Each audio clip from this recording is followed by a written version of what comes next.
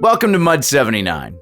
I'm Fearless Fred Kennedy, the creator of this totally original and in no way authorized Star Wars fan fiction podcast. If you're listening to this, there's a good chance that you love Star Wars. Well, I love it too. And I've always wanted to tell my own story in a galaxy far, far away. A story that's less about Skywalkers and more about those who were on the front lines. A boots on the ground story about how those living in the galaxy survive the horrors of war. That's what Mud 79 is all about. And I hope you enjoy it. This is episode 1. You don't want to be a stormtrooper. A galaxy in turmoil. As the Empire expands its hold across the galaxy, we meet Soloman Kwai, a teenager from a farming colony on the outskirts of Imperial territory. He wants out. He wants adventure. So he joins the Imperial Army.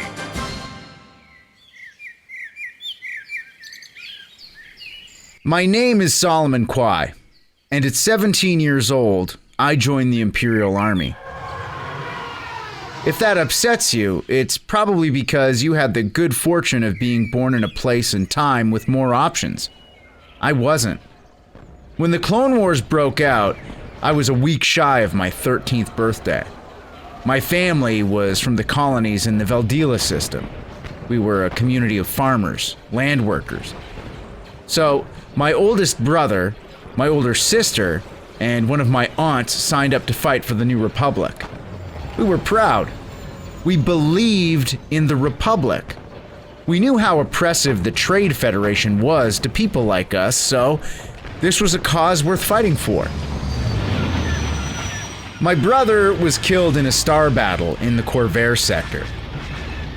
My sister went missing when her ship attempted to breach a planetary blockade.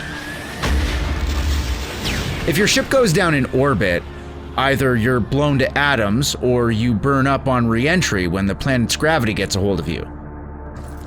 They never found her body. My aunt, Lois, was a nurse on a medical frigate. She came home a year after the fighting stopped. She was a bit squirrely after that. The horrible things she saw and the stories that came with it were the kind that you love to hear when you're young and stupid because you don't understand what any of it actually means. At 17, I came to the realization I'd never make it as a pro Limmy player. I wasn't much of a mechanic either, so a job on the landing platforms was out. And the idea of spending my life in a field harvesting yebben seed made me sick. So, some of my idiot friends and I did the most responsible thing we could think of. We went into town, got hammered on El Hardian Ale, visited a brothel, and joined the army. I was so drunk, I don't really remember putting my thumb on the screen. I have vague images of us getting the stink eye from the Imperial officer forced to deal with us. That's it. The next thing I remember is waking up in a transport, strapped to a mesh seat with the worst headache I've ever had. There was a platoonian sitting beside me with breath so awful it made me throw up. I was still dry heaving and covered in vomit when a sergeant came up and hit me with a stun baton. That was my introduction to life in the Imperial Army. I was sent to a training facility on X-Part 2. It's a high-grav twilight world on the edge of the core systems. Training was intense. To find the best of the best, the instructors watched every move you made. If you did well, you got selected for stormtrooper training, but you didn't want to be a stormtrooper. All right, men, load your weapons. You might as well just eat a detonator. It's a quicker way to go. I mean, what's the point in being the face of the Empire if you're dead? Blast them. I was a pretty good shot, though, and my instructors on the range nominated me to step up into the Scout Corps. I liked the challenge. I thought of my training as intense Limmy practice. I know, stupid, but I loved Limmy as a kid, and I had aspirations of being a pro player one day in the interplanetary leagues. I was a pretty solid offensive player, but I will say this. I was unreal on defense. I could cover plenty of field, and when I hit you, I dropped shoulder and drove. You knew you got tackled. Now, I realize if you're from Coruscant or one of those other rich core worlds, you might not even know what Limmy is, but I'll break it down as simply as I can. It's a full contact game played by two teams on a field. You're trying to score goals by getting a ball into a net. But you gotta keep your head on a pivot, because while you're trying to score points, the other team is doing their best to break every single bone in your body. Regardless, I didn't want to be a scout trooper, and it wasn't even the physical stuff that was the problem. Do you know what they do? They hang out in puddles for days, eating soggy rations. I hated it. I snapped at a sergeant during a subthermal combat exercise. In my defense, I hadn't slept for almost 2 days and was diagnosed as severely dehydrated to the point of delirium.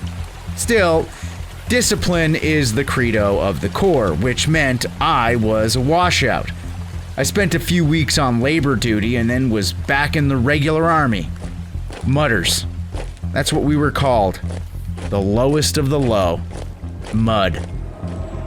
Overall, training was all right. I was young enough and enjoyed most of the stuff we did. It was fun. You shot guns, blew stuff up, got drunk and beat the shit out of each other. Everything a teenager fueled by insecurity and hormones likes to do. After graduation, we all got our deployment orders. We made promises to stay in touch, but I knew it'd never happen. They were good people. I just knew that once we got to wherever we were going, we'd meet more good people. The ones that mattered. The ones we'd bleed with. And for the most part, I was right. I got called into the 934th Legion, the Iron Star. They were initially a volunteer resistance militia against the Techno Union. As the Clone Wars dragged on, they got looped in with the Republic and had their ranks filled by other volunteers. That's another thing you should know. Most of the Republic soldiers during the Clone Wars weren't clones. They were just people who had a grudge with the Separatists and picked the other side. Well, now that the war was done, the 934th was officially part of the Empire, its own legion, and it was sent to the Cestin Nebula. Now, I know you've never heard of the Cestin Nebula, unless you're a wine drinker. See, Cestin is just one of thousands of theaters of war you've never heard of. The Empire was fighting constantly just to stay on top. But so was the Republic before them, so same shit, different flags, I guess. So we were sent to Cestin. I didn't know this at the time, but the army was meant to clean, not fight. We never did any conquering of new terrain or anything. We just held spots that already flew the Imperial flag. If there was a minor uprising or excessive piracy, you sent in the army. If you wanted to storm a secessionist stronghold or a planet that still claimed to be loyal to the Separatists, you sent in the stormtroopers. Open fire. Buckets were always given the glory work. Made sense. Stormtroopers were the Empire. The rest of us, including the Mudders, were just the ones who paid taxes. It took 8 months to get to Cestin. Normally, that'd be a problem. I mean, who wants to spend that long holed up in a dingy container ship?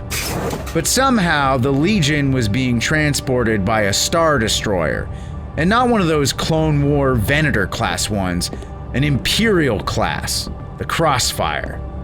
The Imperial class were huge, bigger than anything I'd ever seen, and we had the entire thing to ourselves. To put this in perspective, an Imperial-class Star Destroyer can accommodate 35,000 troops comfortably, on top of the crew, And we were just one legion, 15,000 of us.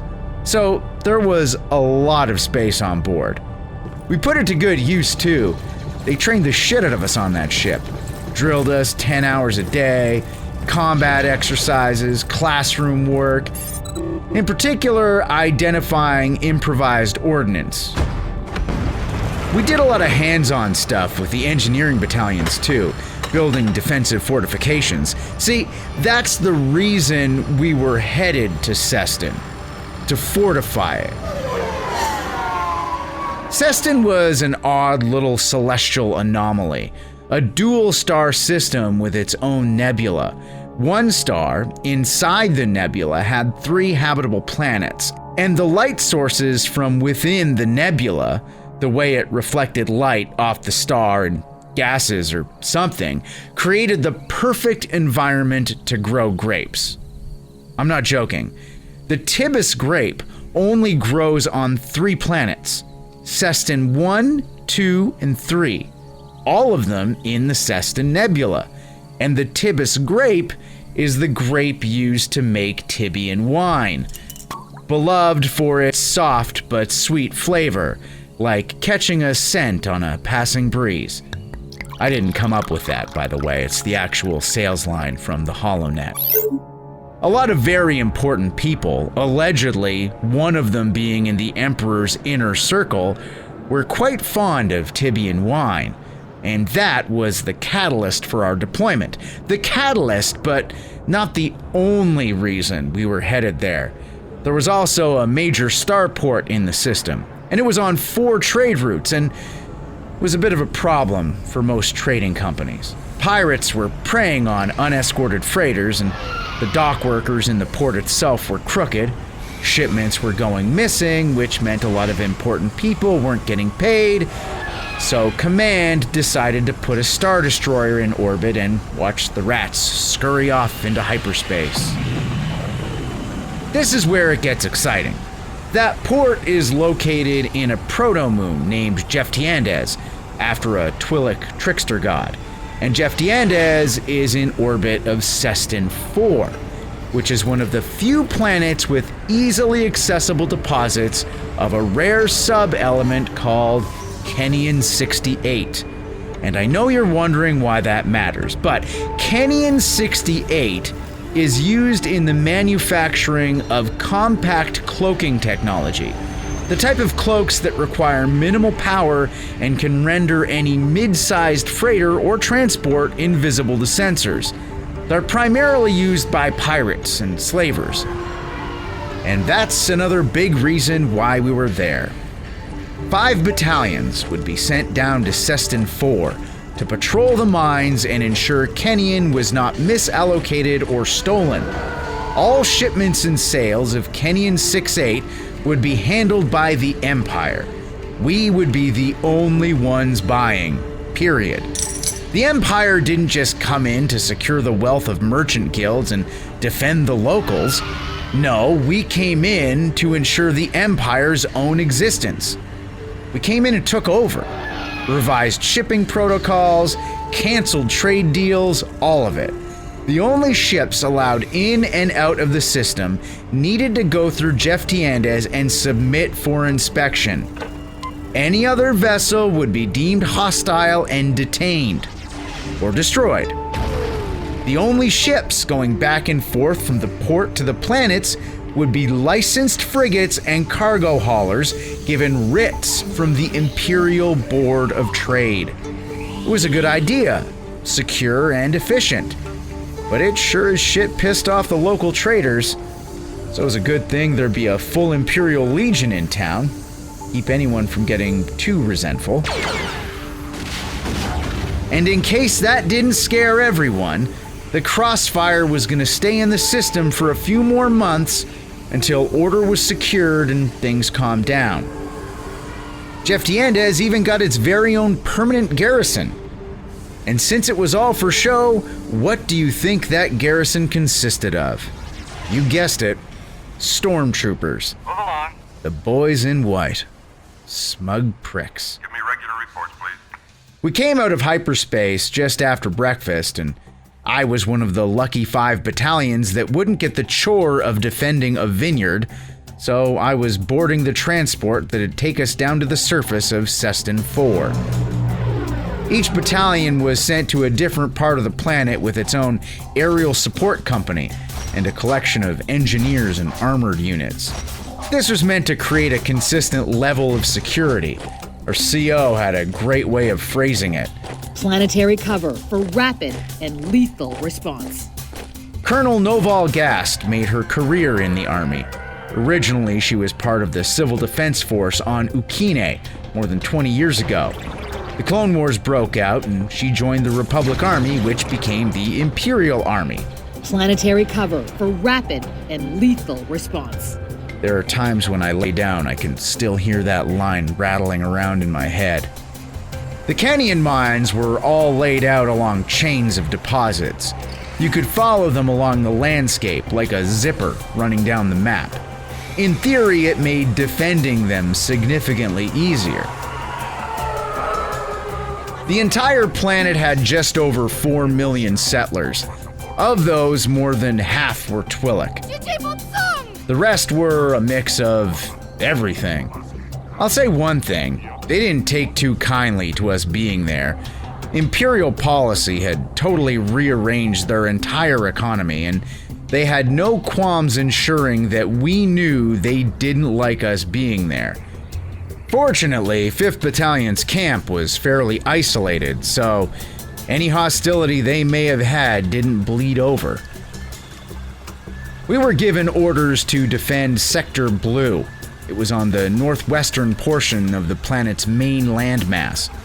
Plenty of marshes, jungle, and 2 significant mountain ranges. The perfect terrain for anyone wanting to engage in a guerrilla campaign. Camp Vibus, named after the senator who'd pushed for this deployment, was built on an island in the middle of a river, the River Tiastialma. We all just called it the Ass. It was the widest, slowest moving river I had ever seen. You could have told me it was just a big skinny lake when I first laid eyes on it, and I would have believed you. Sector Blue was hot in the summer with oppressive humidity that made everything stink.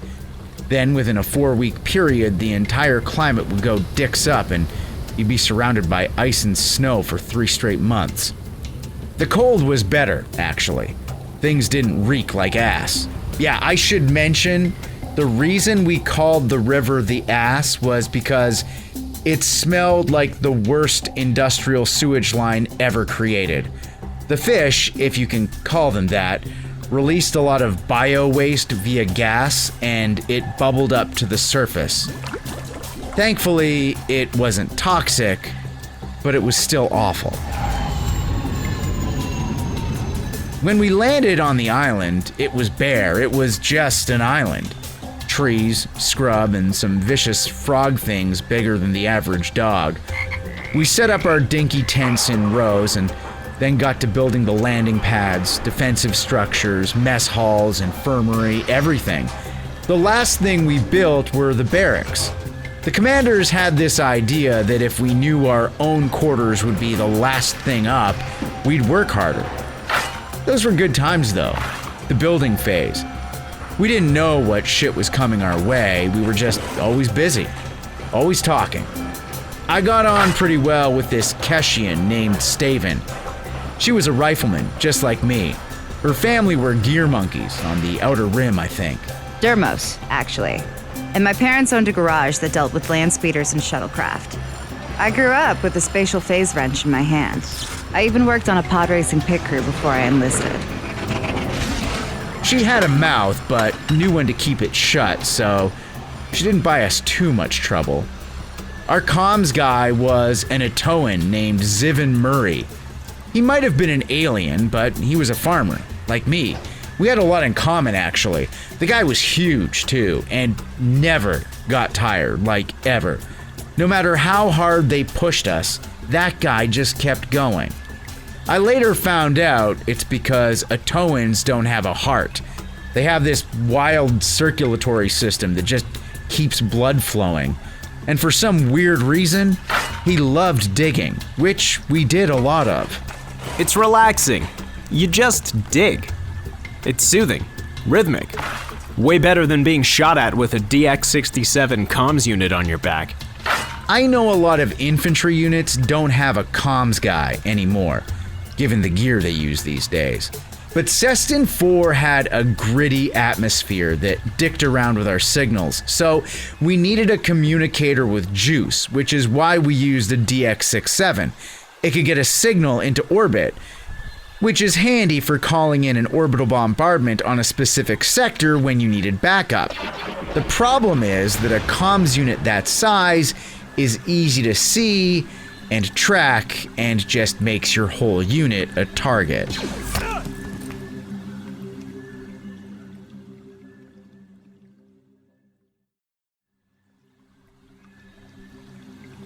Our camp had well over 1,000 Imperials from day one, and we worked. Things went up fast, and I don't think I'd be exaggerating if I said that our platoon did more work than anyone else. The reason?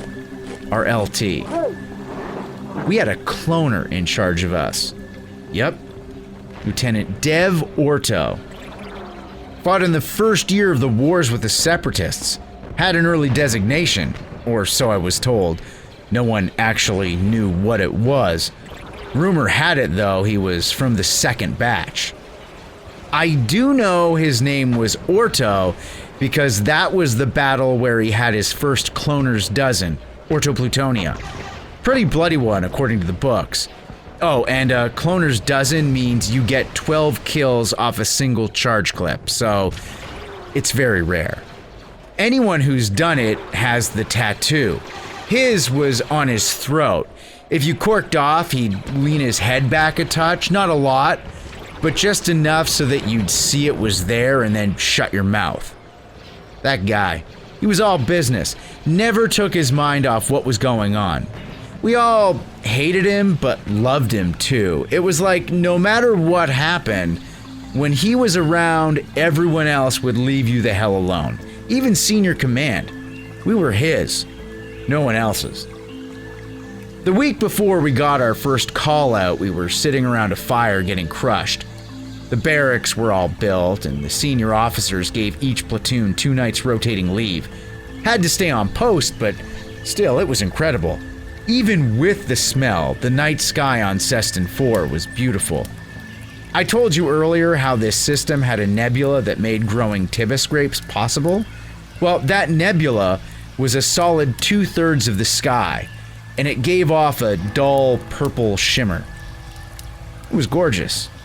You could get lost just looking up at it. And getting to sleep in and relax, we hadn't done anything like that in months. The fire was going, someone had just thrown on a few logs, there was liquor splashing, and Marastus, the platoon's secondary medic, was going on about the Jedi again. I don't think they even had powers.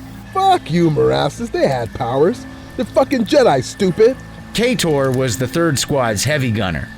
Big, terrifying, and was not at all a fan of our secondary medic.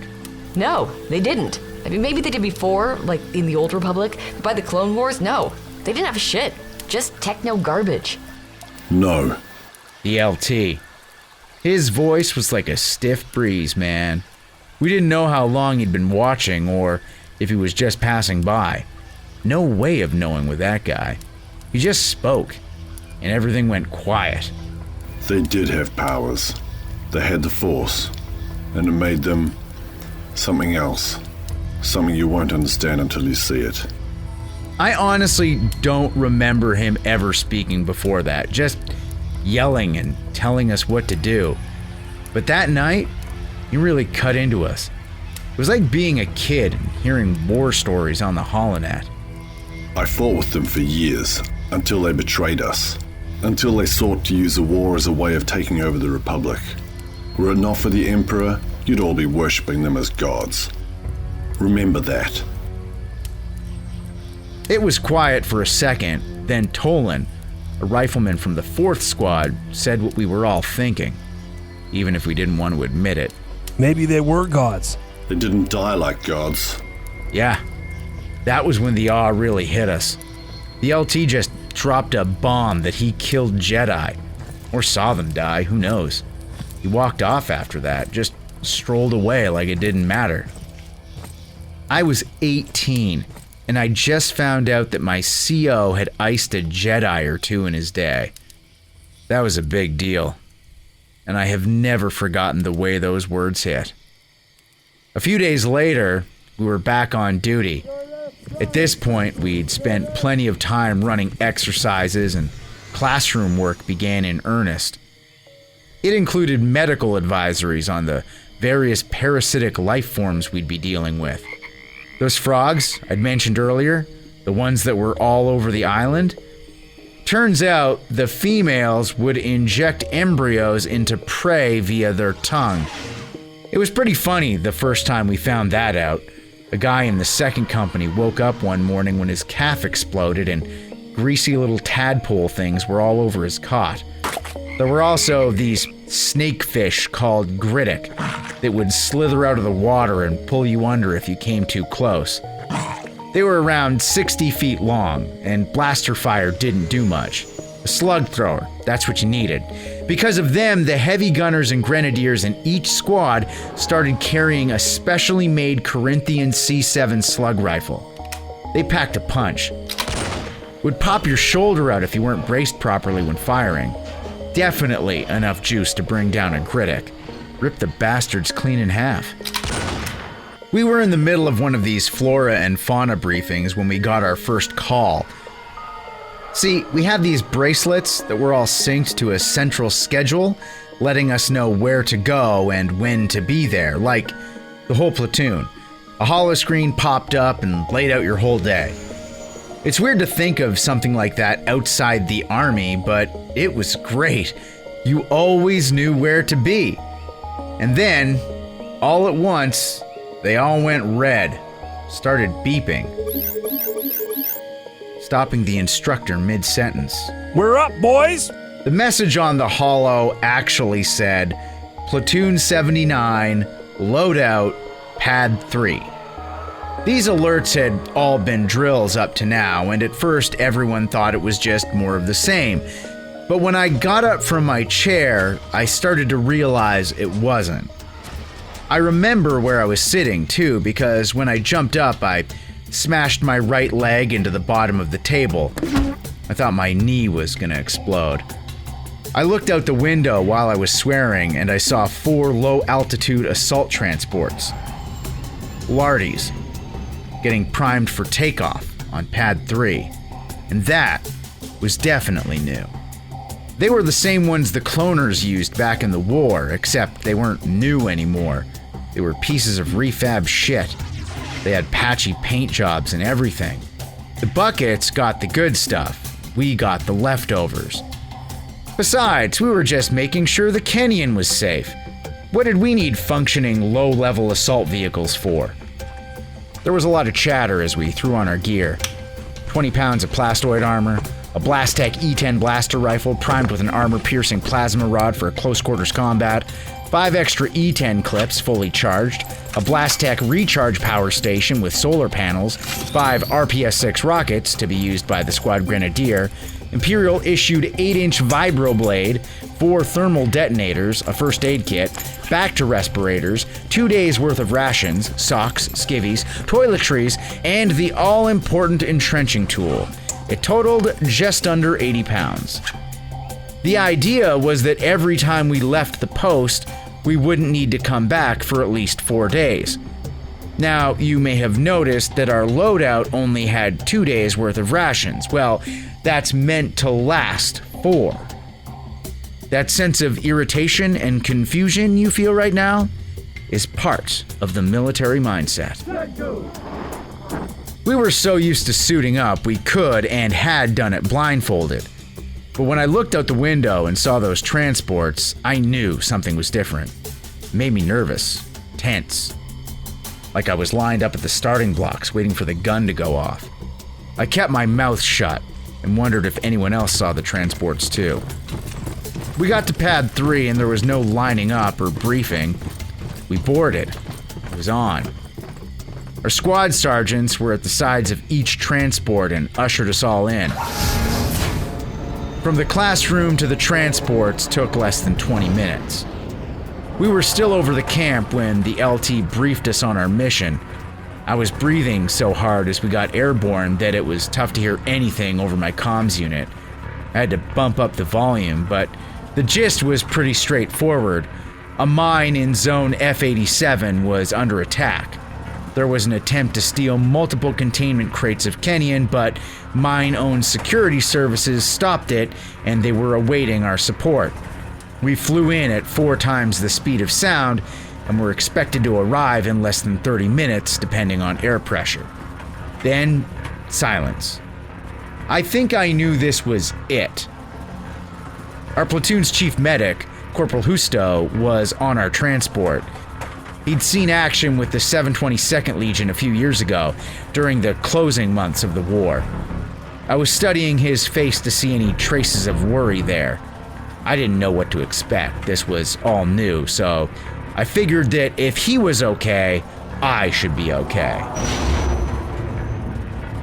The transports dropped out of Mach speed and we all lurched forward. LT came back on the comms to tell us the aggressors had broken through the mine's containment lines and had begun moving out with the Kenyan. Then a flash from the window. I looked out and the transport on our right was in pieces, splintering and going down into the trees below. It took me a second to figure out who went down. It was Squad 1. Fuck, Marastus. Corporal Husto looked out the window and muttered. He was pissed. Marastus was the secondary medic, and now that she was dead, that meant he was the only one left. That's a lot of pressure. When I realized that, I panicked a bit. What if I got shot and needed a medic? Now there was only one of them. Then I wondered if the LT took it, but his voice broke in again on the comms. Squads 2 and 3, secure the perimeter. Assist with the locals and find out as much as you can about the enemy. Disposition, weaponry, direction of their escape. Do not pursue until we've assessed how much Kenyan was taken. Squad 4, I'll join you in a sweep of the mine's warehouses. All of you, listen to your sergeants and you'll be fine. The timing on that guy. The second he finished, the transports landed and the doors slid open. We were out, and the rain and heat blasted my face like steam. There were 2 warehouses, and whoever attacked only got into one of them. The main door was open wide. Jintalla, our squad sergeant, directed us toward it. I didn't hesitate. I just ran and hopped from cover to cover. We secured the right side of the hangar door. I looked over, saw a gray uniform on the other side. Then we moved in, all of us. Our squad was 15 strong and we moved as one, just like the drills. The raiders cleaned it out, at a cost. I counted 7 bodies. We inspected the second warehouse. There was nothing there either. No traps, and the locking mechanism on the door was intact. There was a lot of scoring from blaster fire, though. Heated firefight for sure. Even with the rain, there was a burnt ozone smell everywhere, like a firing range. Once we'd secured the storage area, we met up with the other 2 squads. LT was talking with the sergeants and the mine security guys. The one in charge, I guess, a big yellow Trandoshan. We just looked around and awaited orders. Pulled out tobacco sticks and puffed away, checked our weapons, prepped. Tried not to think about what was next while also preparing for what was next. In operation, the mine had about 100 people in it. At least 30 of them were now dead. The survivors were lining up the bodies. The miners we spoke to said the attack came all at once from every direction. The fire was constant, even as the raiders made their way to the yard. It was a highly coordinated attack. Now, attacks were common, just part of operating a non-union mine on a planet like this, but they never experienced an attack like this before, one with this level of sophistication and numbers. Apparently, before we were deployed, if a mine was attacked, they could negotiate. There were even times raiders would straight up buy the Kenyan at market prices, but now that was considered criminal, treason. Plain and simple. Because as soon as that canyon was out of the ground, it was Imperial property. Bought at pre-agreed rates, which was whatever we told you we'd pay. So if raiders came knocking, you held your own and called it in. Looking over the miners' tactics, they did a pretty decent job defending the place. Kept their head in the game and held their ground. They pinned the thieves in the yard with the warehouses, and that's where most of the casualties happened. And as soon as we came out of Mach speed, the attackers broke through, poured in, and ran off with whatever they could take in their transports. Looking back now, I have to laugh at what a pompous ass I must have seemed like. I was green, fresh out of camp, and had never even been in a legitimate firefight. And I was acting like I had advice for these guys. What a dummy. The sergeants called us over while the LT got off the line with high command. Jintalla stepped forward, paced in front of us, and said, "Take a knee and listen up. We're moving out on foot. The raiders made their way east and we'll pursue. 3 standard columns. Squad 2 leads, 4 to the right and 3 to the left." And what about Squad 1? We gonna go back? Kator.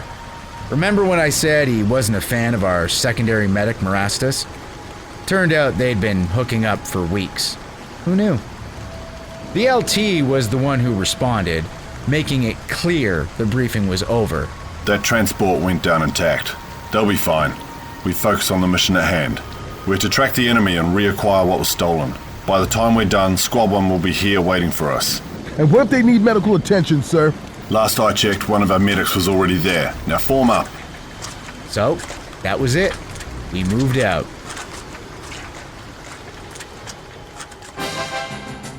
Who stole the canyon? Did the miners play a part in it? And what happened to that downed Lardy? That's next time on The Sigil. Thank you for joining me this week on Fearless Fred Presents Mud 79, a Star Wars fan fiction podcast. If you haven't already, make sure you follow the show so you'll never miss an episode.